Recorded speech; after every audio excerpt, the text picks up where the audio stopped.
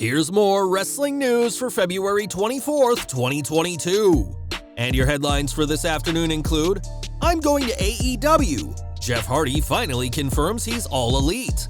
AEW sees another former superstar as a potential crossover star. Could debut as soon as next week. Update on WrestleMania 38 plans. Staff worried things could all change. The Rock dominates the world of tequila after making it big in wrestling in Hollywood. WWE Hall of Famer set to star a new comic book coming later this year. WrestleMania 38 will have two sponsors for the first time ever. Who did WWE choose? More news on Madcap Moss after career-threatening spot at Elimination Chamber. AEW referenced WWE Hall of Famer and former world champion on latest Dynamite. Which non-wrestler will be a playable character in WWE 2K22, and more. We are kicking off today with Jeff Hardy, who was released last year after a concerning performance at a WWE live event.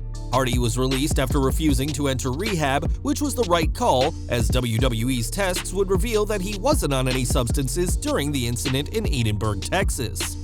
Since then, it's been rumored that Jeff would be joining his brother Matt in AEW, and WWE even offered him a return and Hall of Fame induction to stop that happening, and now we can confirm that Jeff Hardy is all elite. On the official Jared Myers YouTube channel, Hardy confirmed that he'll soon join the company, saying, "I'm going to AEW, it's so exciting, I'm so nervous and excited." This is a huge blow to WWE, who was hoping that the Hardy Boys, one of their most successful, popular, and iconic tag teams, would not reunite on any show other than theirs. Jeff's non-compete clause won't expire until next month, meaning he can't actually have signed a deal with AEW yet, but the charismatic Enigma will be signing a deal with Tony Khan as soon as the time is right.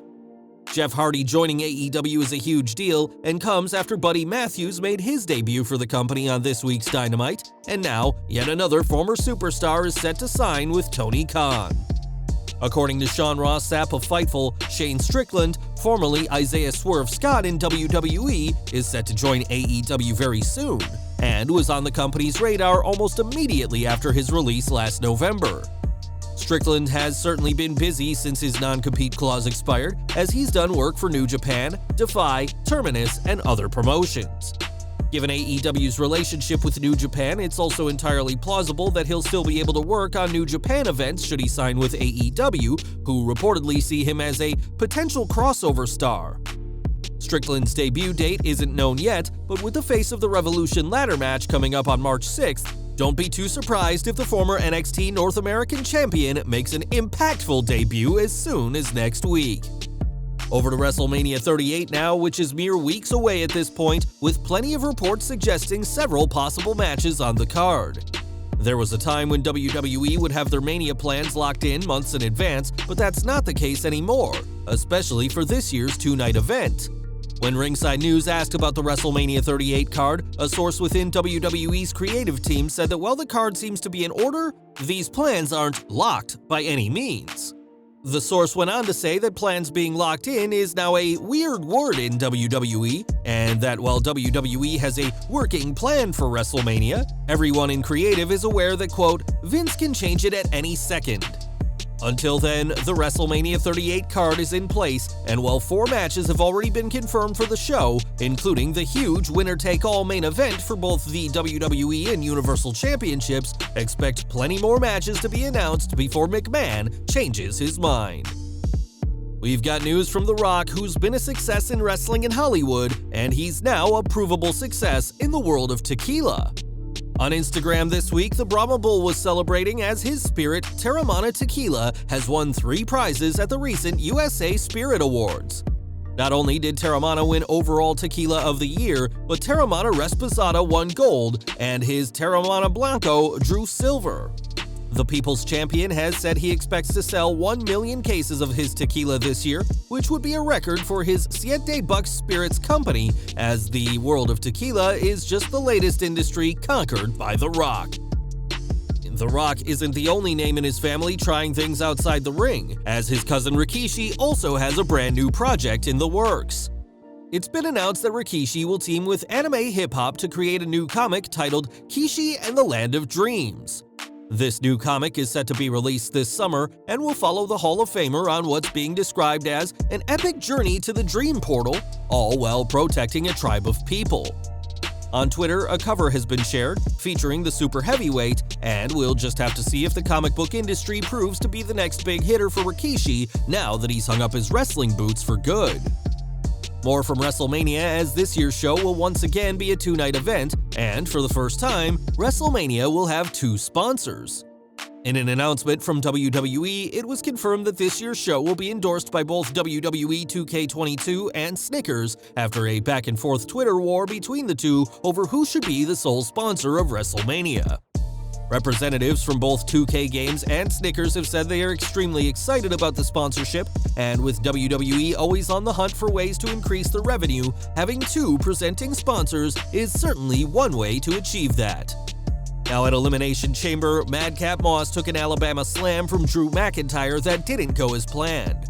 The spot saw Moss land squarely on his head, leading to concerns about his health, though Moss told those backstage after the match that he was feeling fine. We now have an update on his condition, as Fightful Select reports that the former 24/7 champion has undergone further testing, and it showed he suffered no damages during the match in Jeddah.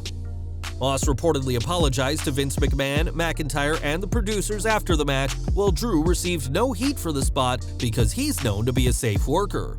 There's no shortage of wrestlers who have had their careers shortened or even ended from one bad bump, and Moss is lucky that he suffered no injuries from this scary bump at Elimination Chamber. Back to AEW, as the company has never shied away from referencing WWE on their programming, and this week saw a mention to one of Vince McMahon's biggest ever stars.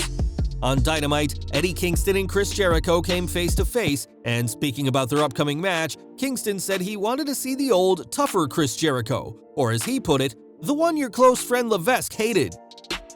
This is in reference to Paul Levesque, aka Triple H, and Kingston added that if the former AEW World Champion doesn't enter their match with a mean streak, then he'll eat Jericho alive. Kingston also couldn't help himself and took a snipe at WWE, saying the opposition's brand of sports entertainment isn't entertaining at all. Typically, AEW may reference a wrestler on TV before bringing them in, but we doubt that's the case for Triple H, who's been with WWE for over 26 years. Triple H may have lost a lot of power within WWE following the revamp of NXT, but there's still no sign that he's AEW bound just yet. But this week's mention did make for some interesting television on TBS. And we're ending today with the WWE 2K22 video game, which will hit shelves next month and will have a roster of superstars and one notable name. This week, WWE and Machine Gun Kelly released the soundtrack for the game, and it was confirmed that the 31-year-old artist will be a playable character in the new game. Kelly does have a history of getting physical in WWE, as in 2015 he was attacked by Kevin Owens and powerbombed off the stage in what was supposed to be a shocking, disgusting act by a vicious heel. Instead, the fans in the arena, who didn't want to see Kelly perform, cheered for Owens in one of the loudest pops for the prizefighter, and now fans will be able to relive that moment when WWE 2K22 releases on March 11th. Well guys, that's our news for today. Please share your comments below. Also hit the like button, subscribe to our channel, and hit the bell icon to receive all notifications. And as always, thanks for watching.